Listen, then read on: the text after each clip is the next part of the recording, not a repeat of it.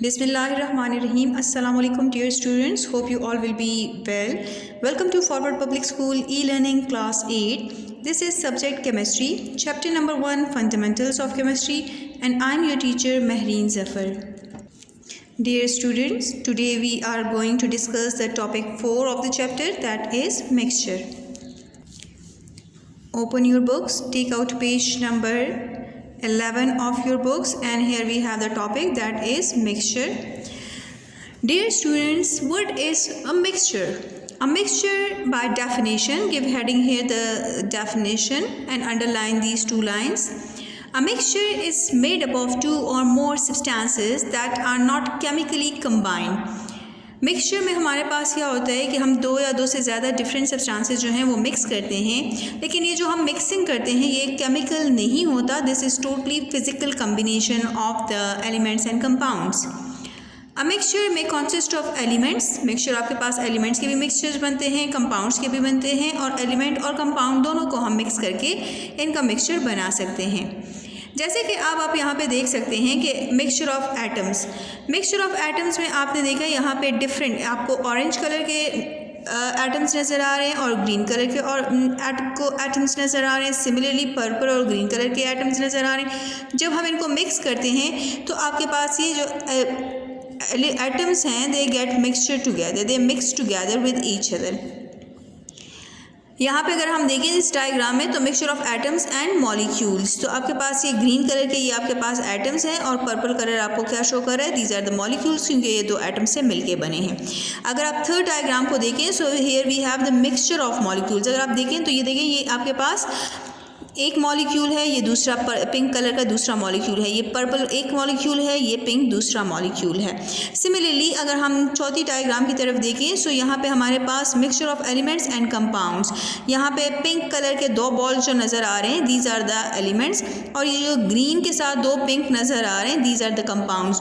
तो बताने का मकसद ये है कि आपके पास एटम भी मिक्सअप हो सकते हैं, आपके पास मॉलिक्यूल्स और एटम भी मिक्सचर बना सकते हैं, आपके पास मॉलिक्यूल्स आपस में भी मिक्सचर बना सकते हैं, और आपके पास एलिमेंट्स और कंपाउंड्स का भी मिक्सचर बनता है.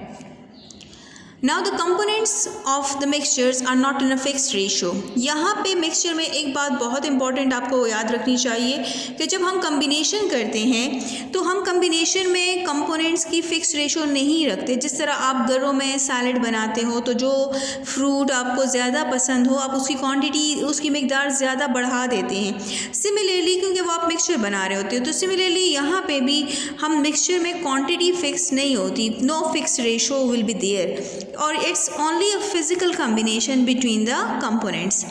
Mixture can be separated by physical methods, and constituent substances of the mixture retain their characteristics properties in the mixture.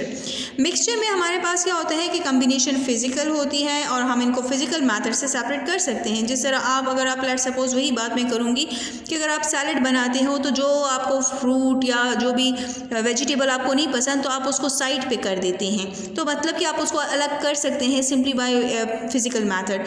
And secondly हमारे पास मिक्सचर में जो सब्सटेंसेस मिक्स कर देते हैं, जो कंपोनेंट्स होते हैं वो अपनी प्रॉपर्टीज़ मेंटेन रखते हैं, मतलब कि वो तब्दील नहीं होती, कोई नई प्रॉपर्टीज़ नहीं बनती, वही प्रॉपर्टीज़ होती हैं.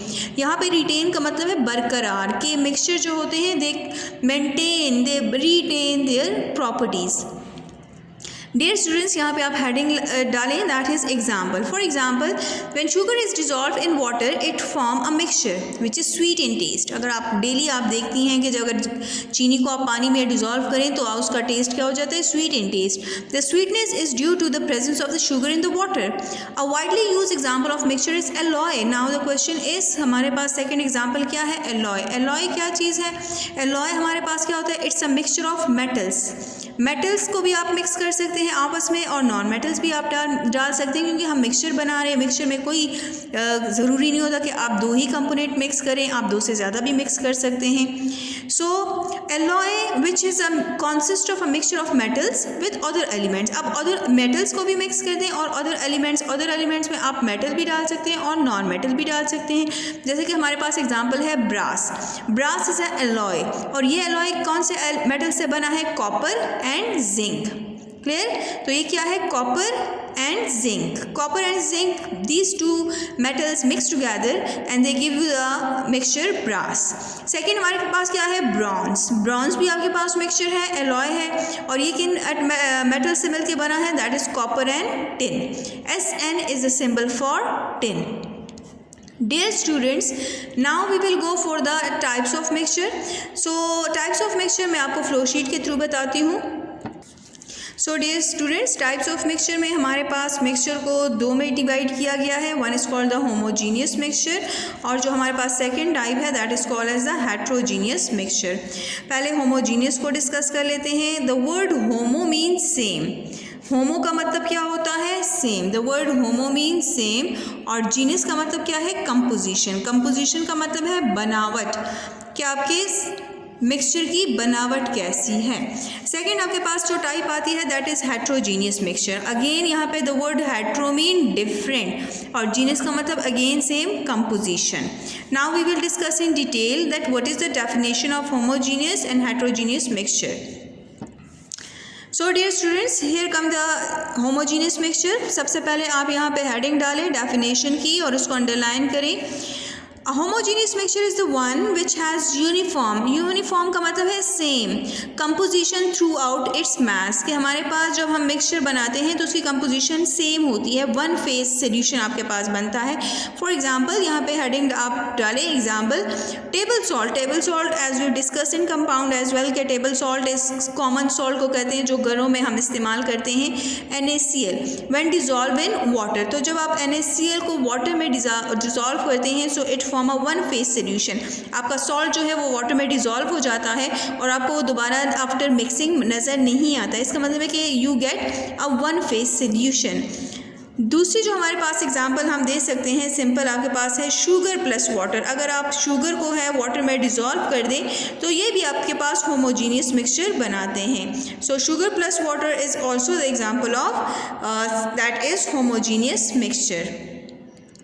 नाउ डियर स्टूडेंट, जो सेकंड टाइप हमारे पास आती है that is heterogeneous mixture. The word hetero mean different, तो totally the definition is opposite to the homogeneous mixture. Underline the definition and put here the heading that is definition. A heterogeneous mixture is the one which does not have uniform composition. जब composition उसकी same नहीं होती तो definitely it will have a different composition throughout its mass मास. इसको हम इस तरह भी डिफाइन कर सकते हैं, a heterogeneous mixture which have different composition throughout its mass is called as heterogeneous mixture.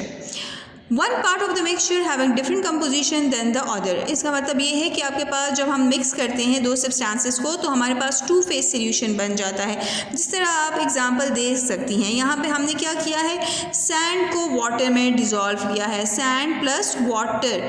तो आपके पास आफ्टर सम टाइम आप देखेंगी कि आपके पास टू फेज सोल्यूशन बन जाता है. सैंड जो है वो नीचे सेटल डाउन हो जाती है, जबकि वाटर जो है it come towards the top and you can see a two phase solution.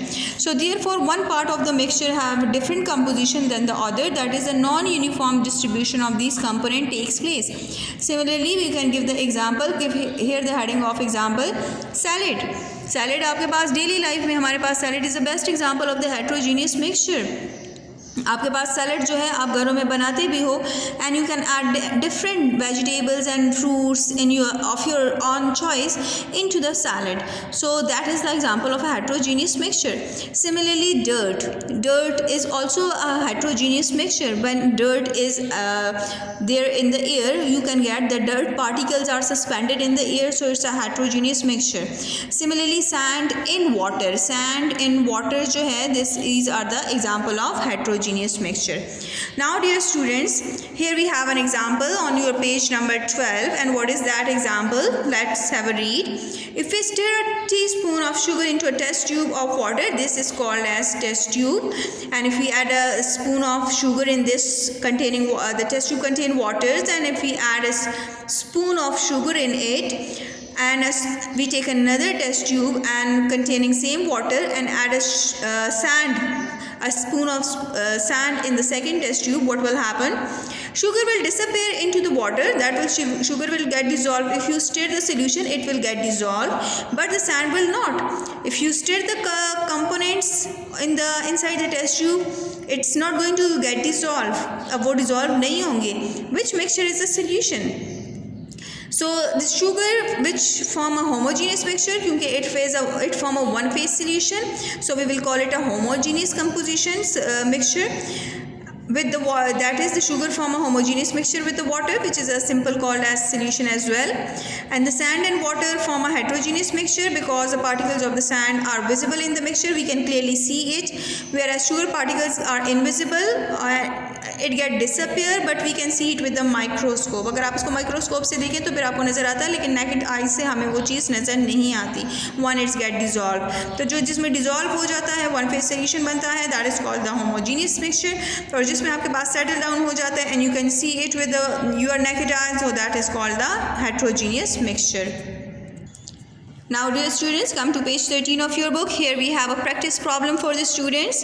अब यहाँ पे अगर आप देखिए मेकिंग मिक्सचर्स, आपने मिक्सचर्स बनाने हैं. हमारे पास क्या है, make a mixture of sand, baking soda, ink and oil in water. अब आपने क्या करना है कि सैंड को आपने वाटर के साथ वाटर में डालना है, तो आपके पास कौन सा किस टाइप का सोल्यूशन बनेगा. सेकंड आपके पास क्या है, बेकिंग सोडा आपने वाटर में डालना है, baking soda plus water, so which type of solution is going to be formed here.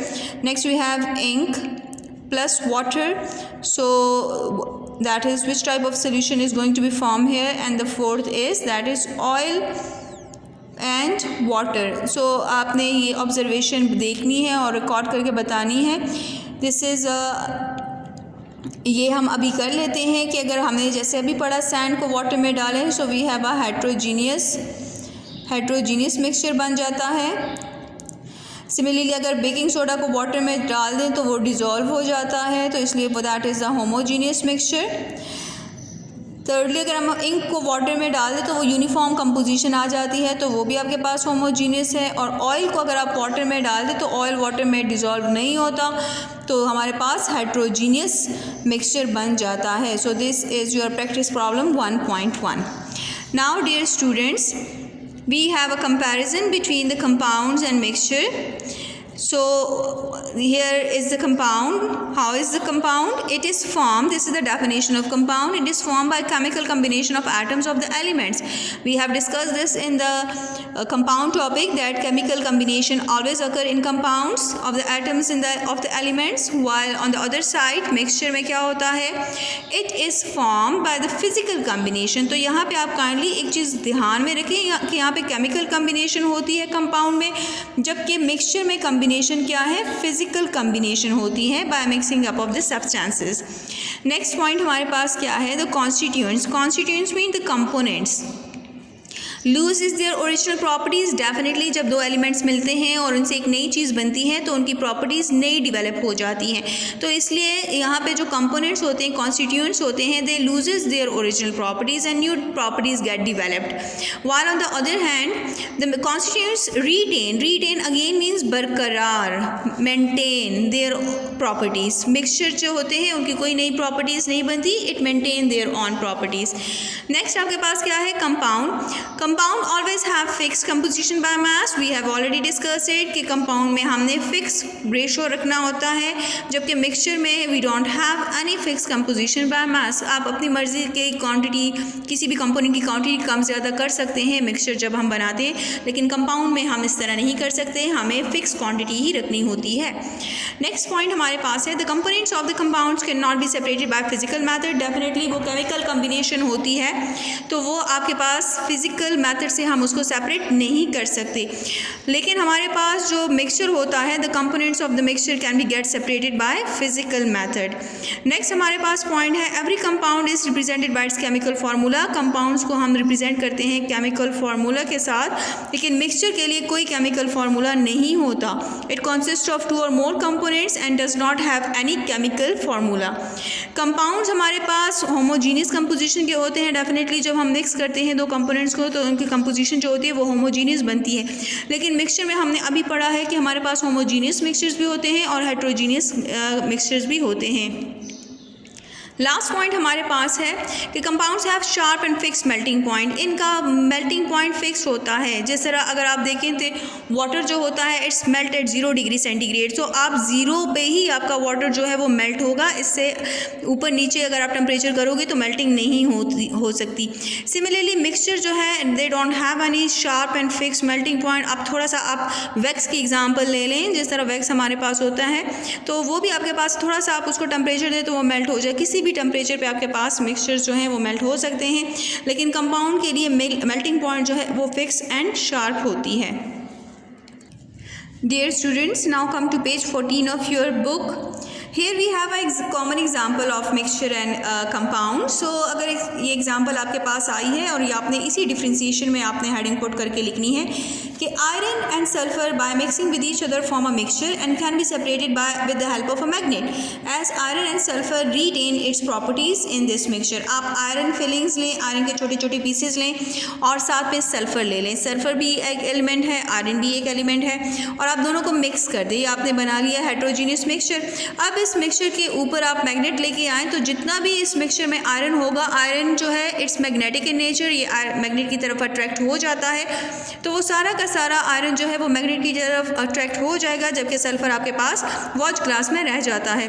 तो we can simply separate it with the help of magnet. तो this is the physical method of separation. लेकिन अगर आप यही iron, when iron and sulphur is strongly heated, it reacts with each other and loses their properties and form a compound. Iron sulphide is formed and it can not be separated with the magnet. मतलब ये आपके पास chemical reaction के through अगर मैं समझाऊं कि iron जब सल्फर के साथ रिएक्ट कर लेता है और उसको हम हीट करते हैं, small triangle show you the heating, so you will get a compound that is iron sulphide.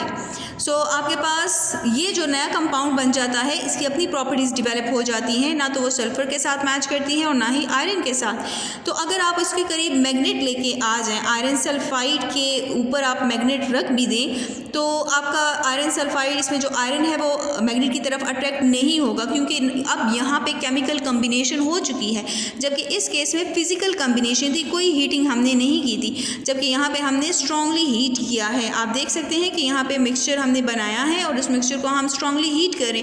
Heat करने के बाद हमारे पास जो है वो कंपाउंड बन जाता है जिसको हम कहते हैं iron sulphide and it is black in colour. So we can not separate compound by physical method, but we can separate mixture by physical method. Dear students, come to page 15 of your book. On page 15, top of the page, we have a information जो कि पहले भी हम थोड़ी देर पहले हम video में discuss कर चुके हैं इन आवर प्रीवियस वीडियो, लेकिन हम दोबारा यहाँ पे डू यू नो में हम कर रहे हैं। Atom consist of 3 fundamental particles. Atom जो है its made up of 2 parts. Again it is the central part is called the nucleus, while the outer part circular pathway is called as the shell और orbits. अब nucleus के अंदर जो है totally अगर हम बात करें तो atom is made up of 3 particles. One is proton, another is neutron, and a third one is electron. But the location of all the 3 particles is different. आपके पास प्रोटॉन, इलेक्ट्रॉन, न्यूट्रॉन जो है these are the 3 fundamental particles of the atom. Protons and neutrons they are present inside the nucleus, as it is you can see here in the diagram that proton having positive charge and neutron having no charge. Neutron के ऊपर अगर आप कहें तो no charge होता है, कोई plus minus का साइन नहीं होता, तो ये न्यूट्रल होता है।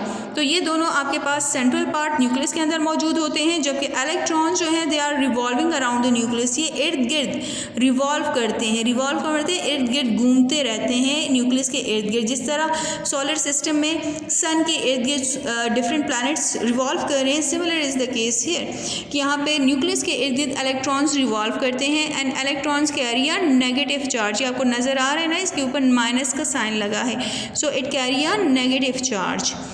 Dear students, I hope you have understood the topic very well. We will be back with another interesting video. We will going to start our next topic in the next video. Stay home, stay safe. Thank you.